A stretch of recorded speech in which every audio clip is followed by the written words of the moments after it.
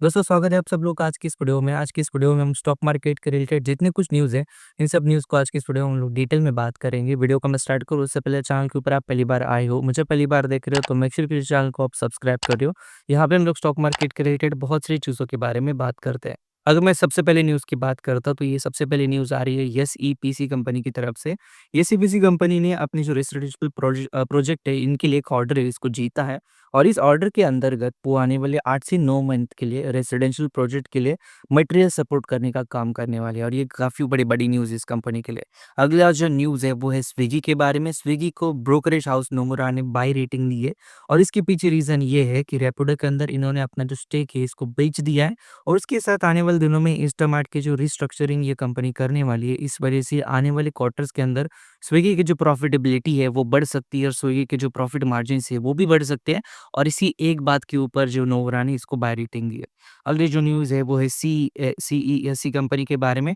CESC company के बारे में नुवामा में एक टारगेट दिया है, वो ₹200 का टारगेट दिया है और इसके पीछे रीज़न ये है कि आने वाले क्वार्टर्स के अंदर फाइनेंशियल ईयर 2025 से लेकर 2030 तक आने वाले दिनों में ये 2800 प्रॉफिट को रिपोर्ट कर सकते हैं और ये जो डबल पैट करने का इनका जो एम है, इस वजह से इसको टारगेट मिला है सीईएससी को।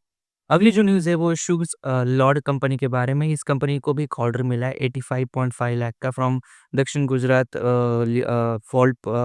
फॉल्ट पैसेज इंडिकेटर्स के लिए और कहीं न कहीं इस वजह से के अंदर ये इस ऑर्डर के अंदर 1200 यूनिट ये 7 से 13 किलोवाट लाइन्स के लिए काम करने वाले with a delivery in equally monthly lots within 2 months. तो 2 मंथ्स के अंदर ये डिलीवरी भी दे सकते हैं। अगली जो न्यूज़ है वो टोरेंट पावर के बारे में। टोरेंट पावर ने एनजेडपीपीपीएल इस कंपनी को भी फुली एक्वायर्ड कर लिया और इसके अंदर 49% जो स्टेक है इसको लिया और इस वजह से कहीं न कहीं ये भी स्टॉक आपको फोकस के अंदर दिख सकता है। और ये जो एक्विजिशन मिला है, एक्विजिशन किया है ये Saravangi family and related HUF for land development के लिए किया है। अगली जो न्यूज़ है वो है आथर के बारे में। आथर ने अपने जो रिट्ज़ा है इसको लॉन्च किया है और इसी वजह से कहीं न कहीं आने वाले दिनों में आथर के वॉल्यूम्स बढ़ सकते हैं। उसके साथ इसका जो मार्केट शेयर है वो भी बढ़ सकता है। इसके साथ आथर आने वाले दिनों में 700 स्टोर्स है इसको अक्रॉस इंडिया ओपन कर सकती है, जो कि एक बहुत पॉजिटिव बात है आथर के बारे में। अगली जो न्यूज़ है वो वोडाफ़ोन आइडिया के बारे में। वोडाफ़ोन आइडिया का स्टॉक पिछले कुछ दिनों से काफ़ी ज़्यादा फ़ोकस के अंदर रहा है। इसके पीछे सबसे बड़ा रीज़न है कि एजीआर की जो प्ली सुप्रीम कोर्ट ने इन्होंने डाली थी इसके ऊपर, जो आने वाले दिनों में अनाउंसमेंट हो सकती है और गवर्नमेंट भी चाहती है कि ये जो इन्होंने रिक्वेस्ट की है सुप्रीम कोर्ट में, इसको भी वो गवर्नमेंट भी सुने, बिकॉज़ गवर्नमेंट नहीं चाहती कि ड्यूओपोली मार्केट हो टेलीकॉम सेक्टर में और ये कहीं न कहीं वोडाफ़ोन आइडिया के लिए एक बहुत पॉजिटिव चीज़ है।